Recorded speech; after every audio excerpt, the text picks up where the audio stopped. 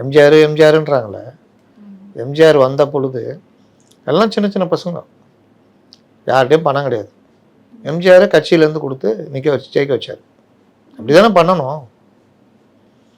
இவங்க வாங்கிக்கிறாங்க, கொடு எங்களுக்கு கொடு, 2 கோடி கொடு, 1 கோடி கொடுங்க, தான் பிரச்சனை. அதுவும் அந்த சொத்துக்கள்லாம் இருக்கான்னு நிரூபிக்கிறதுக்கு 1 கோடி ரூபாய் செக் கொடுக்கணுமா? அதுதாங்க கட்சி நிதின்னு சொல்லிட்டு 1 கோடி ரூபா ஒயிட்டில் கொடுக்கணும், 2 கோடி சிலருக்கு 1 கோடி. அதனால் இது கொடுக்குறவன் தான் நிற்கணும்னா அப்புறம் என்ன கணக்கு?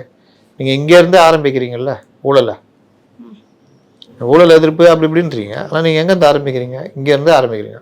2 கோடி ரூபா கொடுத்துட்டு வேறு சில செலவுலாம் பண்ணிவிட்டு அவன் பணத்தை போட்டு பணத்தை எடுக்கணும்னா அவன் வந்துட்டு சேவை செய்ய வருவான். ஜெயிச்சா அவனும் சம்பாதித்தானே பார்ப்பான். அப்போ எங்கேருந்து ஆரம்பிக்குது ஊழல்? கட்சிக்காரன் எது காசு வாங்குறீங்க?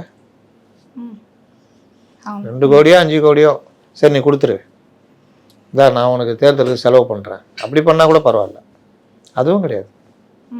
5 கோடி எதுக்கு செலவு பண்ணணும்? நீங்கள் நேர்மை எருமை கருமை தானே.